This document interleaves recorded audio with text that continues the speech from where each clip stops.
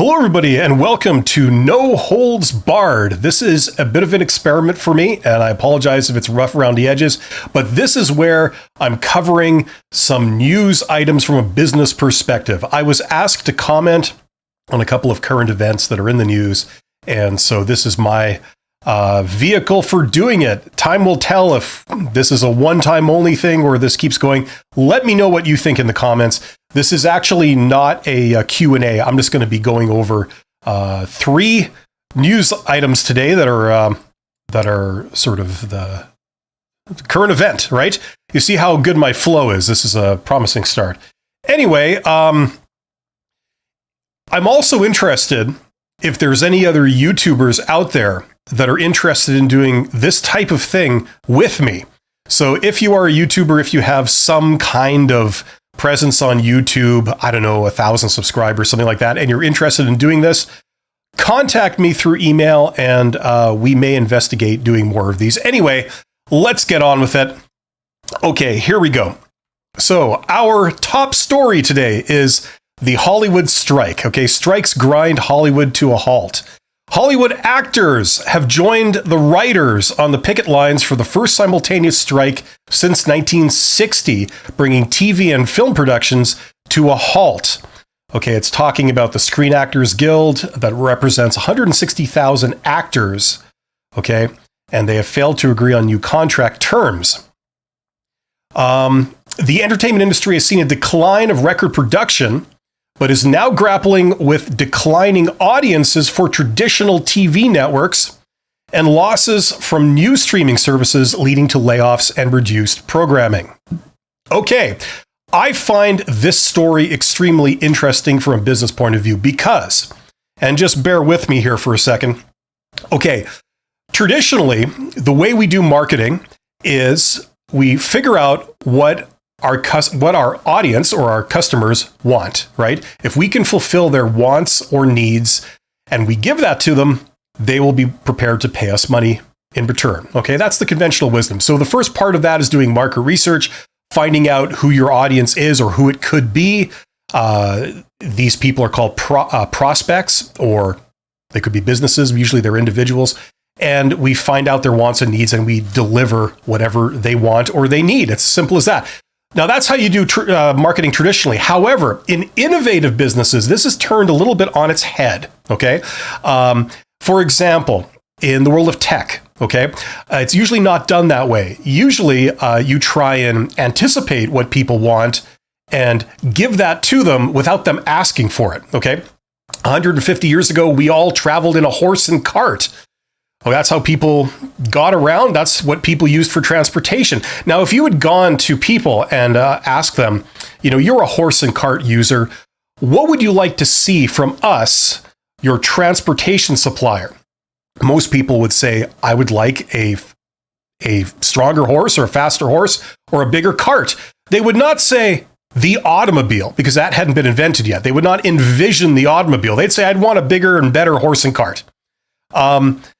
So if you are an innovative company, what you have to do is you have to sort of come up with the automobile first and then offer it to people, right? In 2007, was anybody asking Apple for the iPhone before they created it? No, they just sort of created it and gave it to the world. And fortunately, it was a big hit for them, right? But no one was asking for it. And if you had told people that we could do this for you, most people would say, no, what's the use of that? Right? So in innovative companies, you have to sort of turn this on its head, okay? Now, Hollywood is interesting because traditionally, they went from the traditional marketing way, like the Hollywood formula, right? We strayed from the formula and we paid the price. You know, you give people what they want. They like this, that's what we give them. And everyone's happy. We make money, right? And in recent years, say in the last 10 years or something, certainly the last 5 years, it seems to me like Hollywood has sort of changed its marketing strategy. Rather than doing market research and finding out what people want, they've sort of changed their tune a little bit. They're sort of giving people what they believe people want and what the future holds. Okay, now, rightly or wrongly, whatever side of the political spectrum you're on, I'm not here to talk about politics. I'm looking at more from the business perspective.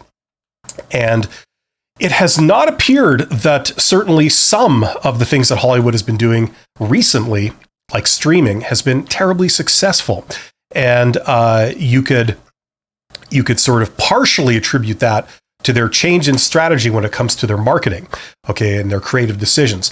Now, the other thing that's interesting that turns this whole thing and kicks it up a notch is this strike. One of the terms of the strike is over AI. And that's really interesting to me. Now, first, I got to say, I have been involved in strikes and, union situation stuff, and it's just very unpleasant all the way around. There's a lot of little people at the worker level that get caught up in this, and it can be very stressful, very tragic for them. And it's very unfortunate because they're just caught up in this. And, I'm in no way commenting on them or their position.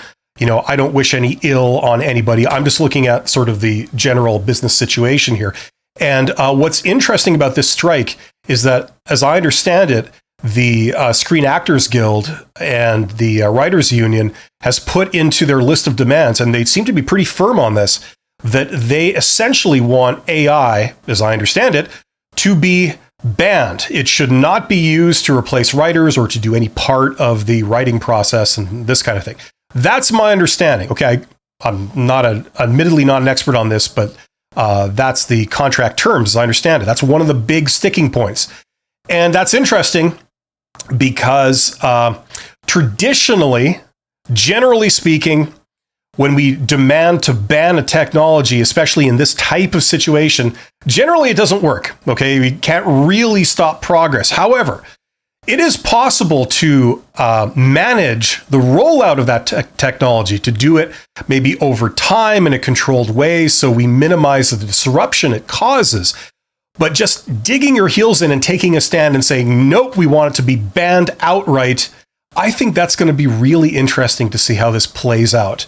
So I just wanted that's my 2 cents on this. I'm not going to make predictions on this one. I think that what I can say is that I'm not surprised that there's been a pushback of this, and the strike has been going for several months for the writers anyway. So that does not surprise me. We're just going to have to see how this plays out. Okay, the next item that I'd like to cover here today is sort of related, and this is to do with one of the players that's kind of at the heart of the whole Hollywood strike. Okay, it's not the sum total of it, but they're playing a role in it, and that's Disney. And in particular, Disney's CEO, Bob Iger. Okay, so Disney's Iger eyes sale of networks. Disney's Bob Iger says he's open to selling the company's traditional TV networks, telling CNBC that they may not be core to Disney. Okay, so this is interesting. Iger confirmed Wednesday that he'll be staying at Disney through to 2026 and not 2024. Now, here's a guy, okay, who was the CEO of Disney for many years. I believe from 2005 to 2021, I think, somewhere in there. And he had stepped down, okay, and his replacement was only in there for, I think, less than a year, if I'm not mistaken. And then he is replaced very abruptly and quickly, sort of late one night, he was replaced, and it's announced that Bob Iger is coming back. Now, he was originally supposed to only be here for a little tenure, just, as a sort of interim CEO while they get a more permanent replacement in place. However, he has now announced that he's staying on longer. He's staying on to 2026 at least. So this is interesting. Now, what I have heard about this, okay, I've heard a lot of reactions online from people saying, why is this guy back? This guy created the problems. Why is he back? We don't understand how. What are you thinking, board and shareholders of Disney, getting this guy back when he created all the problems in the first place? That's what I've heard, okay? Now, here's sort of my answer to that, okay? Let's see if I can get this to work. Okay, so if we look at Disney, okay, here's the stock price. Let's look at sort of a long-term thing. Let's see if I can make this bigger here. Okay, there we go. So, okay, this is Disney's stock price over, where is this? 1983 all the way to the present. Okay, now Bob Iger, when he came in, I believe in 2005, that would be somewhere right here. So the stock price at that time was approximately $25 a share. Okay, it's currently sitting at 86. Now, he was in there between 2005, okay, so right here, all the way to, I think, 2020 or 2021, somewhere in there. So this is 2020 is here, 2021 is where it jumps up. Let's just say he was there till 2020, okay? At which point the stock price was $126. Okay? So he took, under his tenure, and this is the main KPI, the main indicator of how well a CEO is doing, certainly in a publicly traded company, okay? And kind of the same basic principle applies in private companies too. But this is a basic metric of his performance. So we took it from $25 a share all the way to, like, let's take a worst case scenario. Let's say right here, let's say he left in February during the pandemic, when the stock price was 100. That's kind of the minimum that I can get here. So $25 to $100. So that's pretty good track record. If you don't look at anything else, that would suggest that things are doing pretty well under his guidance, okay? Whatever opinions you may have about a kaleidoscope of issues internally and externally, when you look at this from a bird's eye view, this is the end result, okay?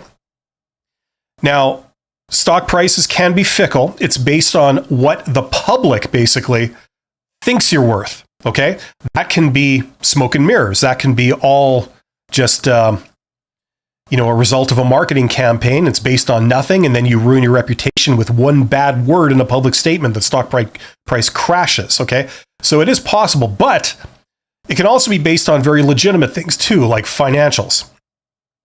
Okay, so now some stuff happened around here, okay? And the stock price, the peak was the beginning of 2021. Now it's down to $86 a share. It peaked at somewhere around 190. Okay, so from 190 to 86. That's not good. Okay, however, depending on your opinion, your belief as to what caused that, for example, if you believed that this is entirely reflective of the larger economy or the industry, the broader industry trend for this business, okay, for entertainment. If entertainment as a whole kind of followed this, and you believe that, well, this decline is no fault of Disney's specifically, but the entire industry. People are moving to YouTube. People are moving to video games. People are moving to other things. If that's what you believe, you're not going to blame Bob Iger for this, okay? And even still, if he took over now and the stock price is 89, if you attribute that to his doing right now, it's staying at 89, he still brought it up from 25, okay? So I'm not saying that Bob Iger is good or bad, but what I am saying is that this is my opinion of what the board was thinking when they decided to bring him back. They decided to approve that decision and bring him back to helm the company now. Okay, a lot of people have questioned that over creative decisions and things like this, but that is, in my opinion, what they were thinking and their thought process and justification for bringing him back. So hopefully that makes sense. A lot of people don't realize this. The stock is not doing great, but it depends on what your belief, the root cause of that is. If you think that's entirely due to Disney's bad creative decisions, then you'll have an opinion on that it was probably not a good idea to bring this guy back. If you believe it was reflective of the larger economy, all the companies are doing this in that business, then it's absolutely nothing to do with Bob Iger. And you might even believe that if it wasn't for him, the stock would have been right down here at $10. If that's what you believe, that informs your decisions. So that's just what I wanted to explore there. Okay. Right. So hopefully that makes sense. Finally, the third item for today. This is a Canadian article, but it is reflective of a larger industry trend. Okay, BOC, that's Bank of Canada. Bank of Canada criticized for bonuses and raises. Okay, records recently made by the Canadian Taxpayers Federation revealed that the Bank of Canada employees obtained $26.7 million in raises and bonuses last year. Okay, that's actually doesn't strike me as very much, but the controversial part of this is that, where do they mention it here? The central bank is being criticized for its decision as it's discouraged consumer spending amid interest rate increases, which reached 5% in Canada on Wednesday, the highest it's been since 2001. Okay, so from a business perspective, this is what I find interesting about this. Okay, many people don't realize this, but banks have a special privilege that no other business has. They've been given special rights by the government to do a very specific thing, and that is to create money from thin air. No other business has this ability, okay? And it's only done because a bank has been granted the permission to do this by the government. No one else is allowed to do this. You can't create money. You can't just generate $100,000 in your house. You can't scratch out your bank balance and add a few zeros to it, right? But a bank can. Now, let me give you an example. For laymen here who may not understand this, if you go to the bank and you get a loan, okay, like let's say you get a mortgage or something, you want to buy a house, and the bank gives you, I don't know, a $300,000 mortgage. So they give you $300,000. Your bank balance says zero. And what they do is they scratch that out and they write in 300,000. Okay, so they've given you $300,000. You then go and purchase the house. Okay. What a lot of people believe is happening is that the bank is transferring $300,000 of their own money into your bank account. Okay, that's what a lot of people think is going on. That's not actually what's going on. The bank hasn't transferred any money of their own to your bank account. Instead, what they've done is they have created $300,000 out of thin air. Okay, they haven't touched any of their money. They've just scratched out zero on your bank balance and written in 300,000. Okay, so they've created that money. Poof, just like that. Now, this is very abstract, but it actually is reflective of something that's actually going on in the real world. For example, what they have done by giving you a mortgage is they've changed your behavior. Maybe in the future, your plan was to just sit on your butt, take life as it comes, watch a little TV, drink a little beer. I don't know. That was your plan. Okay. But now what they've done, because they've got you to sign this mortgage agreement, you now have promised that you're going to go out and work hard and generate money and pay back money every month to the bank. Okay. So your behavior has changed because of this mortgage that you have signed. Okay. You have committed to create this money, to generate it and pay it back. Okay. So what they've done is they've taken all your effort over the next, say, 20 years, if it's a 20-year mortgage, they've taken all your future effort, okay, the value of that, they've put a value on it, which is $300,000, and then they've translated that into $300,000 of cash now. Okay, that's what they've done.